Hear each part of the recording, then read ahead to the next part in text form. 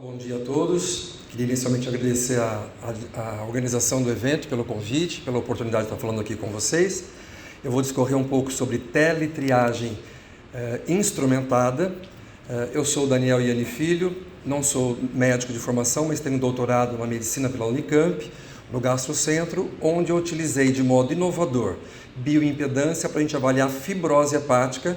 Tá? O paper está publicado com um algoritmo com 84% de acerto em identificar fibrose hepática a partir de bioimpedância.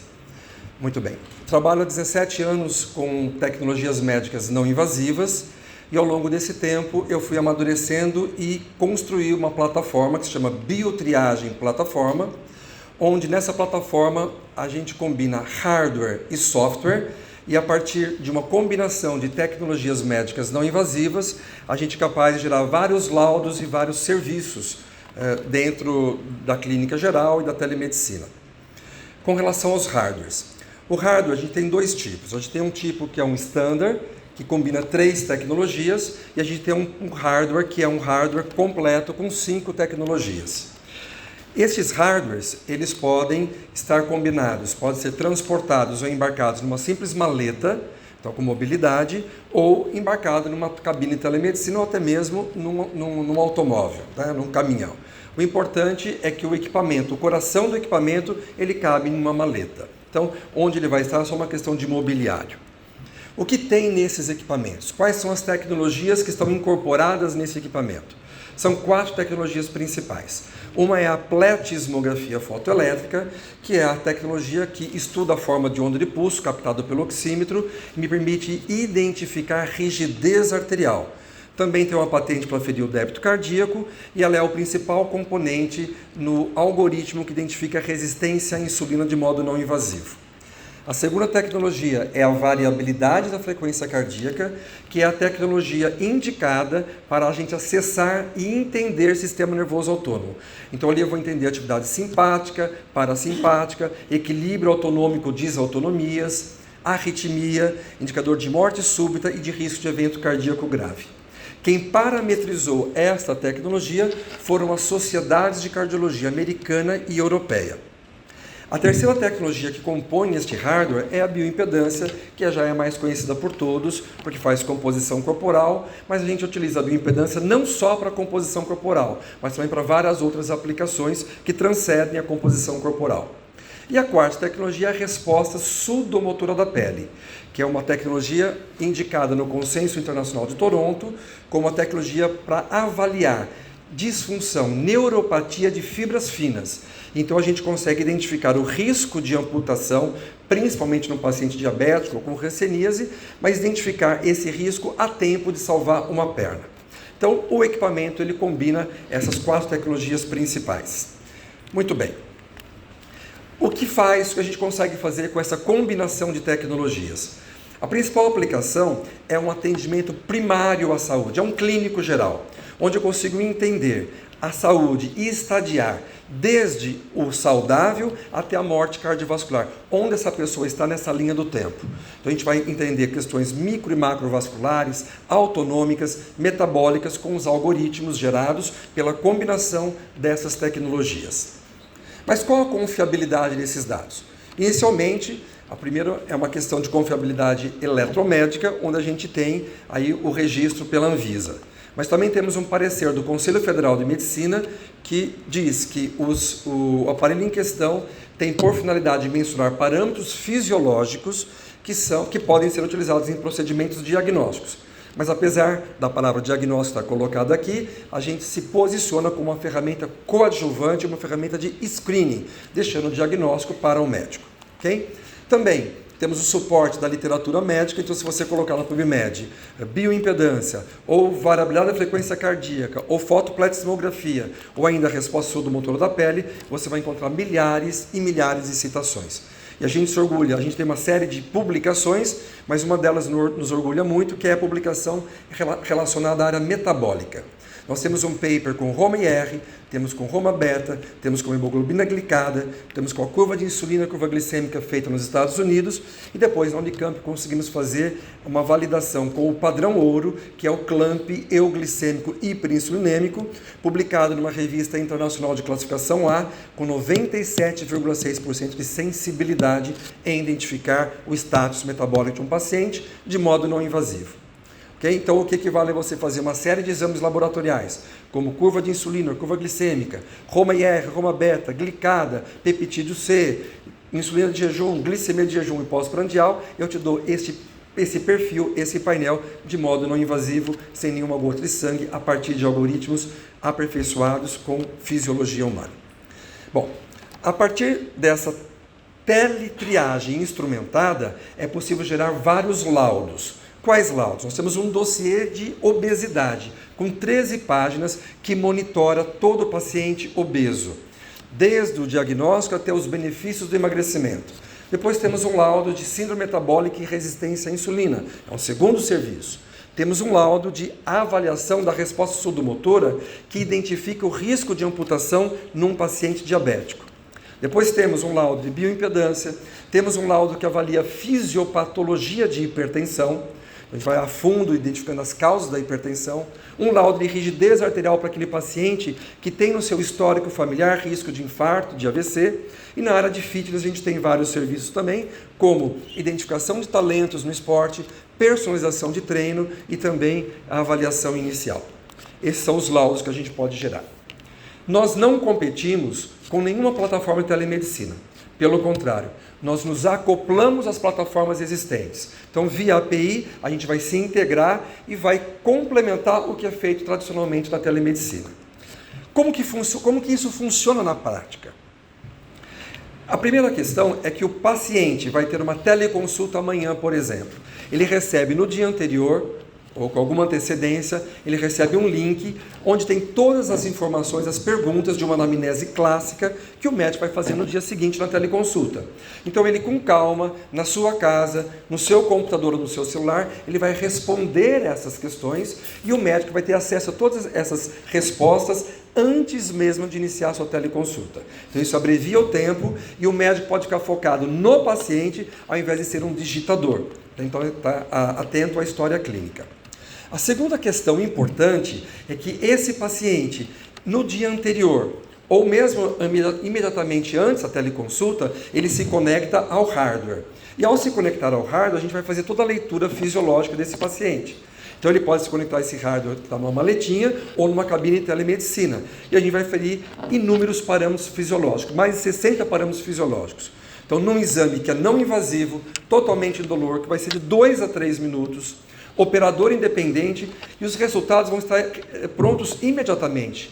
Em poucos minutos, o médico vai receber essa informação na plataforma e ele vai ter um check-up desse paciente. Vamos aferir sinais vitais, fisiológicos, vamos ter antropometria, disfunções autonômicas ou sinais autonômicos elétricos e funcionais. Então, isso gera um laudo de atendimento primário, um laudo na telemedicina que vai ter, na primeira página, sinais vitais. Vão ter peso, altura, temperatura, pressão arterial, frequência cardíaca, frequência respiratória.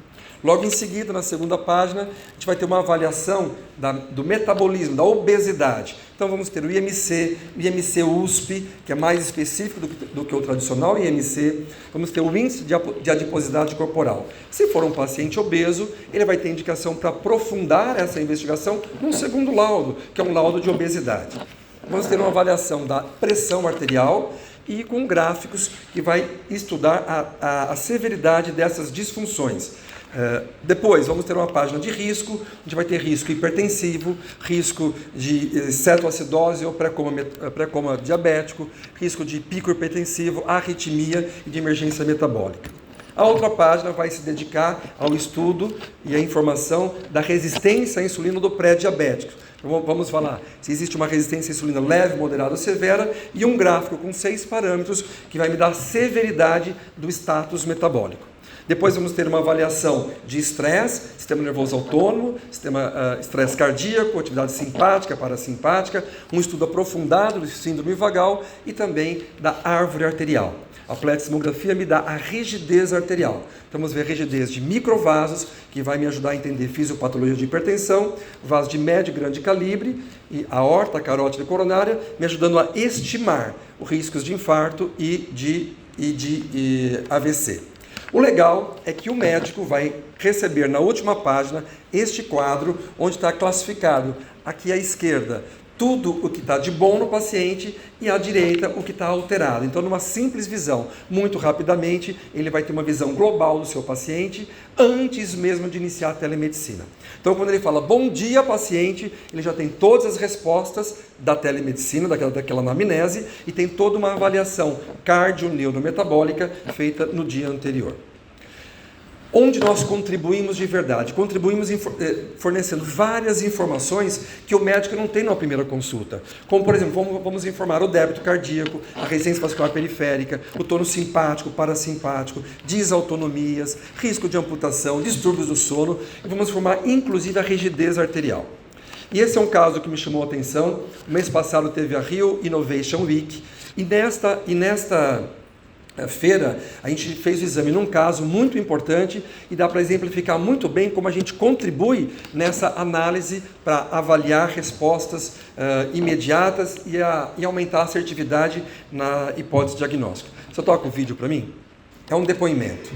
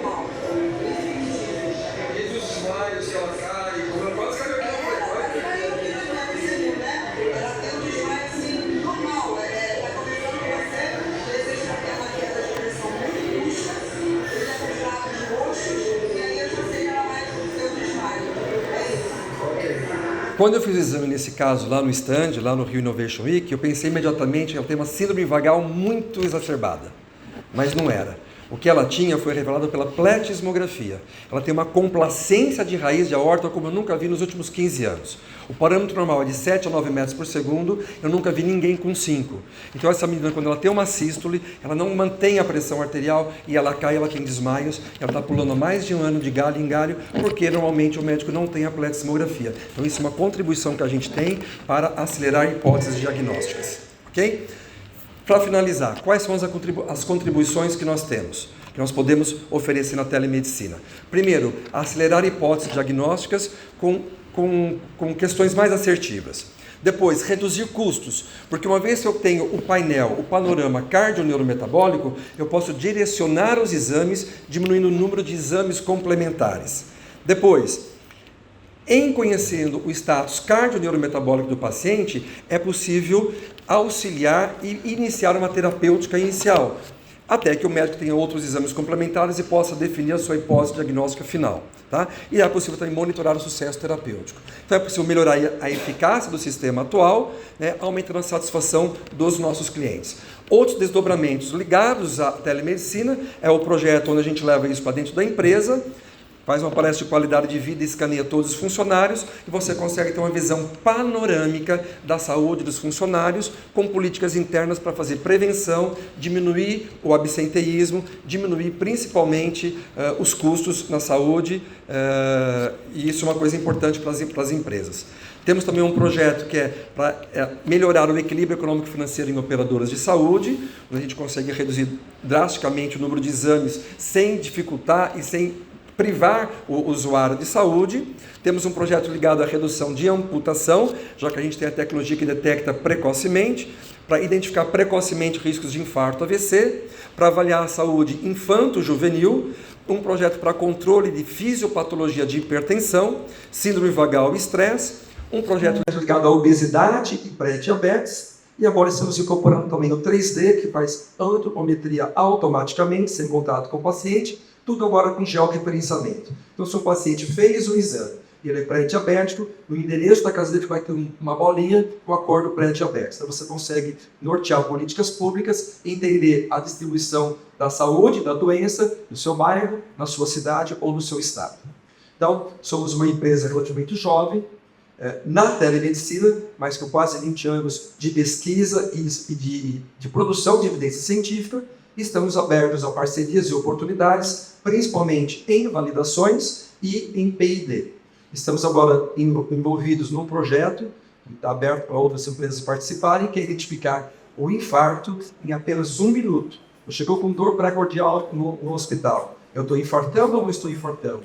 Antes mesmo de fazer o eletro, antes mesmo de fazer as enzimas, é possível a gente identificar um infarto no minuto. Por isso que a Money já tem essa pesquisa concluída. Então a gente tem vários aspectos a empreender, estamos abertos a parcerias. Ok?